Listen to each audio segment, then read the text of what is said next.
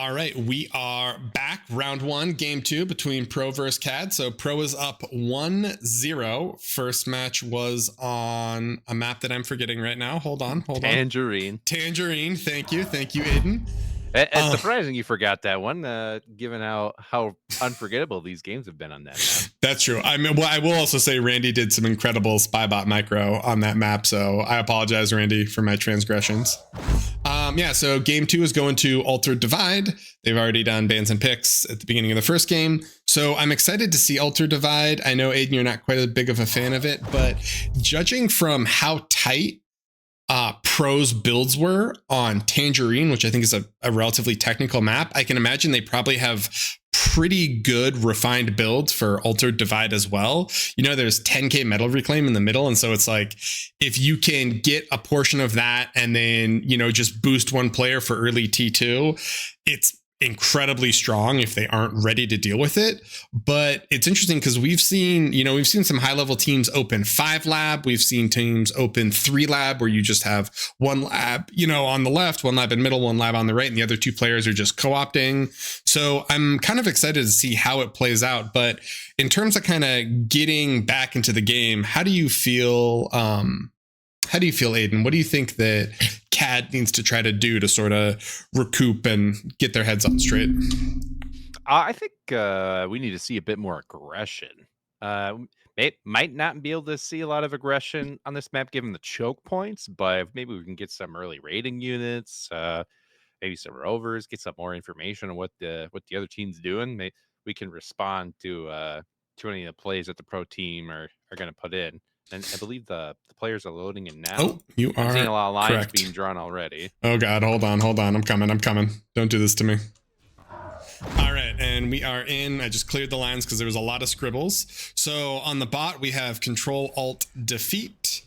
And on the top, we have the pro team. So we've got Aluton with core. I'm going to guess a core bot open, but we'll see. Watch me do this as red going triple max. Is he going to drop a solar instead of wind at 18? This man is living dangerously. Rebel node, arm something, Predator core. I'm going to guess core air, but we'll see. And Sad Panda is core. He's going to open core bots, which makes sense. It looks like Rebel node is actually arm bots, and watch me do this as arm bots. I don't see anyone on air. Maybe Predator will do it soon, but so far there isn't an air open on Control Alt Defeat, so we'll see. These pro players are doing some interesting stuff. We have Pro Randy and Pro High Gain spawning on the left side of the map. Looks like they might be co-opting a lab. Oh, they're actually going to put down a core air lab immediately after a bot lab. Interesting. I like in this. The middle. I think he just builds it just for the transport and or maybe Shuri's. But yeah, sorry, keep going. Oh no, that's no problem. I think we just saw Pro Randy taking that lab now. To continue player introductions, Pro Daywalker in the middle with that core bot lab, Pro Shaman next to him with an armed vehicle, and then Pro Elmer Fudd with the core bot lab. Now I feel like given these team games, you got to have at least one arm or at least one core player. Yeah, 100%. You really do need that kind of balance. And we've already seen a bit of the metal loss, so you can see these numbers going down, right? It's already at like 7,000. Well, I guess 8,000, but they're starting to eat, and it looks like Pro is eating quite a bit of this reclaim already. I feel like CAD kind of needs to get out there and start contesting it. I mean, well, they were trying to get out and contest it. Rebel Node had made a couple of ticks to try and contest the middle, but Daywalker is already on top of that with grunts already in the front line. But I would confidently say that middle reclaim secure for the pro team. Yeah, that's scary. And this air lab opening from Randy is actually kind of nice. He gets the scout and he sees all of Aluton's base, and I think he might get... Has anyone thrown down any nettles? I don't see any. No, there's one. Okay, scout gets taken out. All right, so he scouts 4 players, not 5, but still, honestly, an incredible trade. And Highgain is kind of dancing. He's got some grunts coming into pressure, and I think this is perfect, right? He can lose all these grunts, and he's totally happy as long as this little resbot in back can just eat as much metal as possible. And I mean, this is terrifying for me. What's the metal produced? Actually, they're only up like 700 metal, which to be fair at 3 minutes is actually a lot of metal, but still. So they didn't get all of the reclaim, but they did get quite a bit of it. Pro Randy's already got shurikens out there looking for targets to hunt. And he ate his lab. He's going vehicle now, which is interesting. Oh, wait. Okay. So I think they opened just for a few shuris, maybe for a fighter if they were scared they were going to get bombed, maybe for a trans. Then he's going to swap into vehicles. He's only built 2 shurikens. Are 2 shurikens enough to... I mean, if they're looking mid now. I think so, right? Because they can dictate when people take fights. And until there are AA bots or whistlers or fighters, CAD is going to be kind of trapped in. So it's definitely a force multiplier for that. I actually like that play because even if the shuris don't accomplish too much, you do force the other team to make AA, right? Like you're going to need AAK bots, you're going to need nettles, or you're going to have to make fighters of your own. And by just having that cheeky little early transition where they drop the air and then transition out of it, they kind of bait the other team into spending resources that they don't have to spend themselves. 2 shurikens, and I'm already seeing a couple AA bots come out. So yeah, and actually metal's relatively equalized at the moment. So as it turns out, even though it looked like Pro got a lot of that reclaim, they didn't get enough of it for it to be an incredibly large imbalance. It felt like it did, but the numbers don't lie. Yeah, it looks like metal is even now. Though perhaps the pro team have a bit more map control. It's hard to say at this point. The aggressions has died down a bit as commanders are walking forward to claim mexes here. Looks like Sad Panda's able to bully off some of these grunts. He's got larger numbers. I'm a little concerned for Alutan's grunts in the middle here. He's kind of stuck between High Gain and Daywalker, and I feel like if he gets collapsed on, he could lose a lot of those grunts. Oh, but here comes Randy with the Janus. You know, we always used to think he was such a kind, wonderful person. And we're going to see Janus Whistler out of him. Oh, of course. I mean, you have to utilize the best strategies if you want to win the games, and Janus Whistler is the best strategy. So we don't see any T2 going down yet, correct? So I guess they want to try to fight for these early mexes first? Well, we're seeing a lot of advanced solar collectors from Shaman. They probably do want to transition to some higher tier units. We're seeing an engagement here in the left side of the map.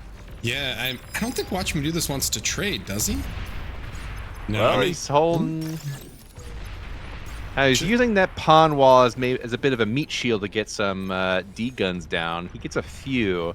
Not sure how worth that is.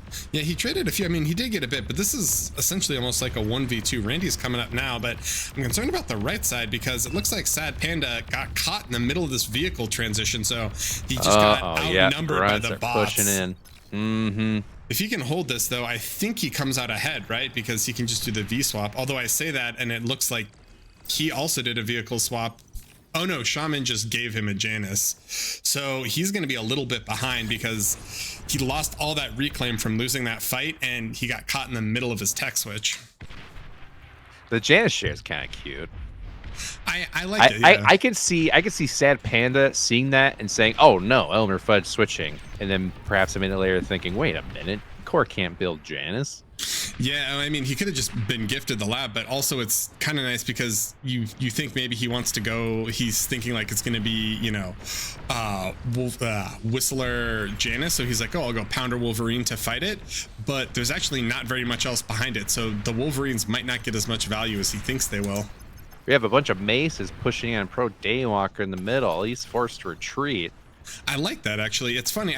Maces are just not great units in a lot of situations, but maybe he can abuse this terrain a little bit just to sort of get more. It's interesting that he wants the maces. I guess he just wants the better BP for repairs to try to man fight, because rocket bots do so much better into LLTs and into a lot of vehicles, actually. I feel like that extra range is really, really appreciated when you're doing a lot of these fights. When you got micro like this, though, and you can keep those maces alive, they can pack quite a punch. That is a good point. And this left side's kicking off a bit. Now it's more of a proper 2v2 with Alutan, Watch Me Do This, High Gain, and Randy kind of fighting off. But this is relatively relatively equal mechs allocation. So the left side's doing decent there, but kind of concerned for the energy production of CAD, right? I mean, they feel like they're way behind. This is sort of the disadvantage of putting all of your energy economy into wind. Once that wind dips down, you don't have energy production anymore. That's why we see Pro Shaman. He plopped down 5 advanced solar, so he's got a cool 375 producing there. And that's allowing his ally here, Pro Randy, to transition to T2. Oh, yeah, no, T2 Rebel. we got Rebel. So makes Rebel it kind of got directional. pulled to the left, and I'm concerned because I think Daywalker might be able to slip in through the base. There's only a couple LLTs, but it looks like he's running back. Predator is trying to hold Daywalker and Shaman at the same time, and it feels like he's a little kind of disconnected from what's going on. Oh, Sad Panda and Elmer Fudd are trading here, perhaps? Oh, no. Dodges a rocket. Okay, he pulls back.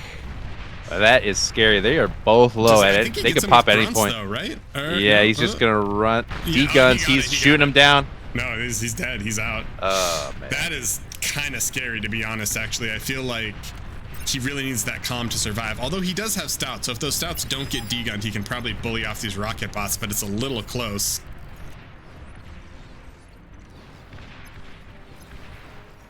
Trying to see if any other commanders are getting low. Predator's getting low. And he is. So the 2v2 on the left side, it looks like it's holding, but these Mausers, listen, Pro Randy's just breaking out all the disgusting strats. We had Janice Whistler, and now we're going to be abusing Mausers. Look at this, man. Yeah, and Watch Me Do This ended up as Arm Air. I think, I'm not 100% sure why they grabbed a transport. That's a little concerning, and I think you're right. I mean, this is going to be really scary, right? You only need a couple Mausers to start chipping away, and then there's so many bots here, and Jags trade so well into bots. It's frustrating, right? You can, you actually can kite a lot of, you know, the pawn type stuff, and you can dodge while you just chip away at rocket bots and thugs. High Gain's taking a lot of damage from these faces. Oh. And in the meantime, we've got Predator going down. Yeah, that was Predator who went down. I thought that was Sad Panda, but you're right. So Sad Panda's eating his own comm over here, but Predator gets taken down. But I don't think Shaman controls his rec field, right? So no, he's getting chased down by brutes. Yeah, they lose their comms, which is bad, but I think it's not horrible if they can at least have rec control, right? I think what they got to be concerned about is control of their choke points here, because Predator's trying to ram these brutes in. No, never mind. As I say that, they're getting chased back out now. Yeah, I think he's good. We'll see. But this T2 push from Randy's scary, and he's just upping his 1 mexes now. And do we have T2 going? So we just now have T2 going down for Alutan, and. Oh, I take it back. Even though he's arm, he went core air. That is a mistake by me. Yeah, he did have an arm air. Did, yeah, and then he lab, and then he got given. Yep. So because that's what I wanted to talk about there a little bit. I'm like, this arm air, I get a lot of trouble for this, trying to do this in my AVA. It's no doubt he's gonna get chewed out for doing it in his 5v5s, but nope, he's got shurikens out. He's got the prerequisite air units, though. They're just kind of sitting here now. Maybe I would say just get them in there and try and help your team out. I mean, this is terrifying though. Like if we're looking at just economic differences, right? Like it's a pretty massive difference, especially in energy production, right? I mean, I know wind is low, but you're looking at geos and you're looking at T2 mexes that are up, and it feels like control defeats sort of on the back foot here. So I'm not sure where they can make a play, or if they just need to try to hold tech and then come in a little later, but it feels like both the left and right side could fall relatively soon, and I'm getting kind of worried. Yeah, I'm gonna have to agree with you on that. CAD's gonna need to make a play soon. They have a bit of a here come the Shuris. Okay, here they come. Right side. If you can lock these down, I mean, there aren't fighters, right? So, and there aren't whistlers. Looks like Shaman's going to drop some nettles, but at least these are some great trades, right? These are free stouts. And if he can get a large enough thing and push Shaman off this wreck field, it's going to be huge. Does he have a con? He does have a con coming up to eat now. All right, so that's big. But I think Gondor calls for aid. It looks like Elmer Fudd might be flexing over here. lighting the bonfires as we speak. He's lighting the bonfires of nettles. All right. Well, we'll see. And I like this. Randy gifted a Mauser to Daywalker.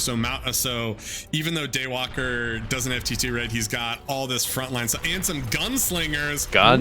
Yeehaw, boys! Let's go get some aces. Dude, I'm ready. I want to see it. I want to see greatness. But this is scary, right? So they have no T2 mexes up, and it looks like they are going Spybot, which I can respect. They've got one Spybot out, and they're going to need to have some pretty good landing with these Spybots, I think, to really stop anything. But Randy's army is so spread out. I think it's going to be hard. If he can hit a bull, maybe. But maybe, yeah, but I think it's going to be difficult. Gunslingers here from Daywalker, shooting what they can, trying to do their best square dance, and now one gets taken down though. Oh, I haven't seen that yet. Let's see. I think it's happening. Oh wait, does it go down? Oh, there was one that died before. Sorry. And oh wait, did the Spybots hit on the left? I guess because it looks like Alutan's able to push him out. And on the right, we have Shurikens from Watch Me Do This trying to defend this push coming in on the right side. Yeah, there's no AA here, right, though? So I think he can lock down. He gets a couple stouts. He's starting to get... These Shuris are putting in so much work, but Elmer Fudd does have the nettles a little bit farther back. So this right side is really scary. There's no comms here. There's a graveyard of Rex that Shaman is just eating up, and it feels like... all those Rex are about to get consumed and sent back to him, and I don't know how Sad Panda is going to be able to hold with Predator here. Man, Watch Me Do This. I need to see some scouting because he's got about, what is this, 30 fighters that right now aren't really fighting anything. If he knew that he had actually had such a lead of air superiority, then he could just make shurikens right now and just start sending those bad boys in, start helping his team out, win these land battles. But yeah, that is... Oh, he's gonna bomb at least, so hopefully that can equalize. We'll see. He's starting to make whirlwinds. And perhaps that'll be a game plan that works out, but I'm not sure the rest of his team can hold on for much longer. Yeah, it's definitely a little scary. Sad Panda at least is able to hold this. He's got the time-honored Dragon's Claws with an HLT, or Dragon's Maws with an HLT. So he's holding, but unfortunately that doesn't help control the wreck field, so it just feels like it's going to be really difficult to survive. On the bright side, Alutan does have his T2 lab actually making T2 units now, so they can fight into it. And if he can get some good spy bots, I feel like they can probably kill these bulls, but sort of on a knife's edge there. Oh, and Rebel Node went T2 bots as well, and we've got Weber Recluse. Skag, eat your heart out. Yeah, get your raid out, boys. We got spiders. Oh, we've got Recluse from Daywalker in mid as well. Or sorry, Weber is not Recluse from Daywalker, and we've got 4 Yeehaws. Oh my goodness, the Cowboys, they got their pet spiders out. And they are actually destroying these hounds. They are. Oh my goodness, they're eviscerating these hounds. Okay, all right. I thought maybe the hounds would be able to do something to these gunslingers, but nope. Just yeah, they rolled it. Oh god, and they're pushing Rebel's calm out now too. Although that is an intimidating. Oh no, Daywalker. All right, Daywalker's backing out. All right, so Watch Me Do This is pushed back to his choke, but we've got a Spybot coming out now, and the Webers climbed over, and they're running into the base.